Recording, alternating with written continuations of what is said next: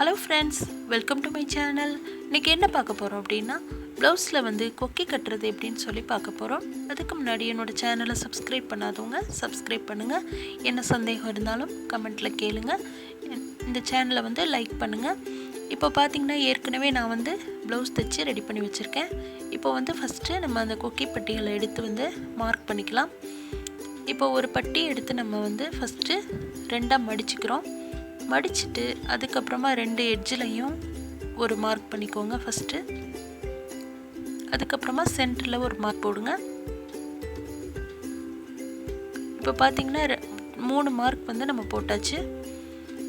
அதுக்கப்புறமா சென்டரையும் இந்த எட்ஜையும் வந்து நீங்கள் மடித்து பார்த்தீங்கன்னா இன்னும் ஒரு மார்க் பண்ணுற இடம் வந்து நமக்கு கிடச்சிரும்.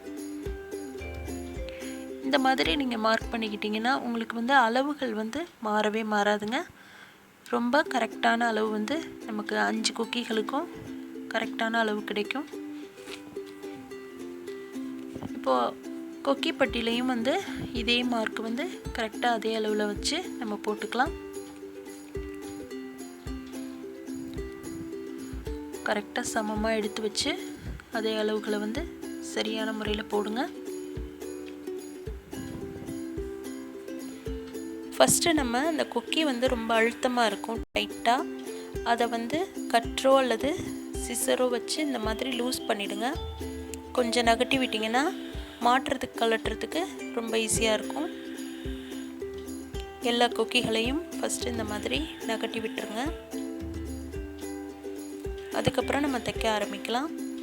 இப்போ பார்த்திங்கன்னா இந்த மாதிரி நீடில் எடுத்துக்கோங்க. எடுத்துட்டு அந்த கொக்கி பட்டியில் மேல் பகுதியில் வந்து கொஞ்சமாக ஒரு 1/4 இன்ச்சுக்கும் கீழே அதை குறைவான அளவில் இந்த மாதிரி குத்தி ஹோல் போட்டுட்டு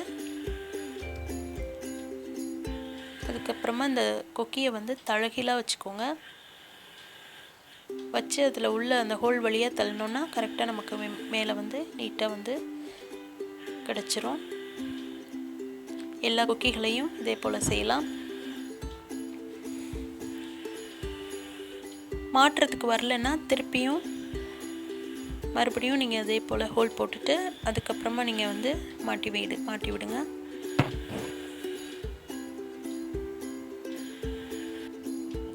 இப்போ பார்த்தீங்கன்னா எல்லா கொக்கிகளையும் நம்ம வந்து நீட்டாக அதில் மாட்டியாச்சு கொக்கி பட்டியில். இப்போ வந்து இதை வந்து க்ராஸாக போயிடாமல் நம்ம டைட்டாக வந்து நேராக பிடிச்சிக்கிட்டு அதுக்கப்புறமா தான் தைக்க ஆரம்பிக்கணுங்க. கொஞ்சம் லூஸாக நம்ம விட்டுட்டாலும் கொக்கி வந்து க்ராஸாக போயிட வாய்ப்பு இருக்குது. இப்போது 2 வளையம் இருக்குது இல்லையா, அதில் வந்து ஒவ்வொரு வளையத்துலேயும் குறைஞ்சது 6 அல்லது 5 நாட் போட்டு தான் முடிக்கணும். அதுக்கு குறைவாக நம்ம தைக்கக்கூடாது. ஒவ்வொரு வளையத்துலேயும் 5 அல்லது 6 தடவை நாட் போட்டு தைச்சி முடிங்க.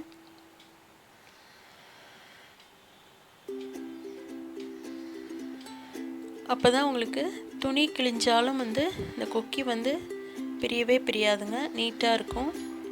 நல்லா லைஃப் லாங் வரணுன்னா இந்த மாதிரி நீங்கள் கொஞ்சம் நிறைய தையல் போட்டு பழகிக்கோங்க, சரிங்களா? இப்போ வந்து நான் 2 வளையத்துலேயும் தைச்சி முடிச்சிட்டேன். இப்போது இந்த கொக்கியோட தலைப்பகுதி இருக்குது பார்த்திங்களா, அந்த இடத்துலையும் வந்து ஒரு 2 சுற்றி நம்ம தைச்சி ஒரு நாட் போட்டு முடிக்கலாம். ஏன் சொன்னால் நம்ம அதில் தைக்காமல் விட்டுட்டோன்னா மாட்டும்போது கழட்டும்போது அது வந்து லூஸ் ஆகி துணி வந்து விரிவு கொடுத்து அதில் வந்து கிழிஞ்சு போகிறதுக்கு வாய்ப்பு இருக்குது. அதனால் நான் வந்து இந்த மாதிரி தைச்சி முடிக்கிறேன். பாருங்கள், ஒரு 2 நாட்டு தான், அதுக்கு மேலே வேண்டாங்க. 2 தடவை குத்தி இது போல் 2 சுற்றி நல்லா டைட்டாக நாட் போட்டு முடித்து எடுத்துருங்க.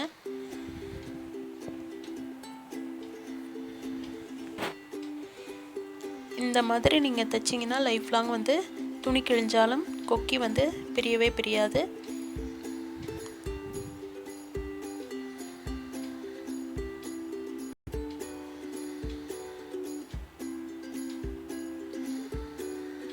இப்போ அடுத்த கொக்கியும் அதே போல் நம்ம தைச்சிக்கலாம்.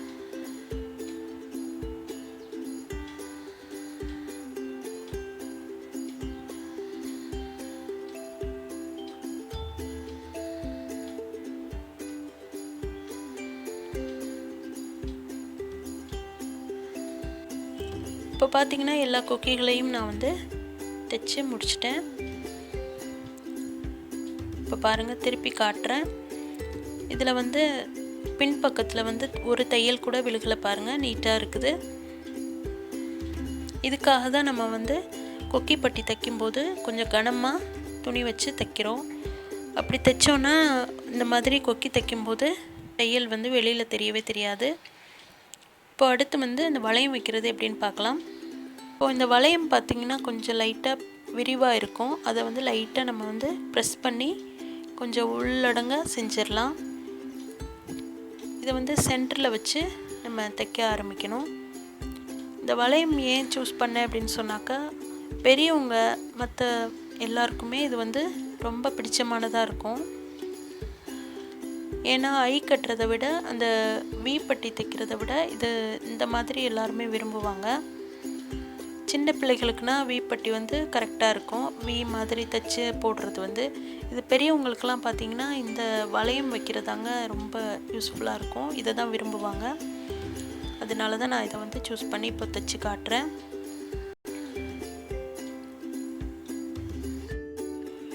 இப்போ பார்த்திங்கன்னா சூப்பராக வந்து நம்ம கொக்கியும் வளையமும் நீட்டாக வந்து தைச்சி முடித்தாச்சு. இதே போல் நீங்களும் வந்து ட்ரை பண்ணி பாருங்கள். நீங்கள் ட்ரை பண்ணி பார்த்துட்டு உங்களோட கமெண்ட்ஸை எனக்கு ஷேர் பண்ணுங்கள். இவ்வளோ நேரம் இந்த வீடியோ பார்த்ததுக்கு நன்றி. தேங்க்யூ.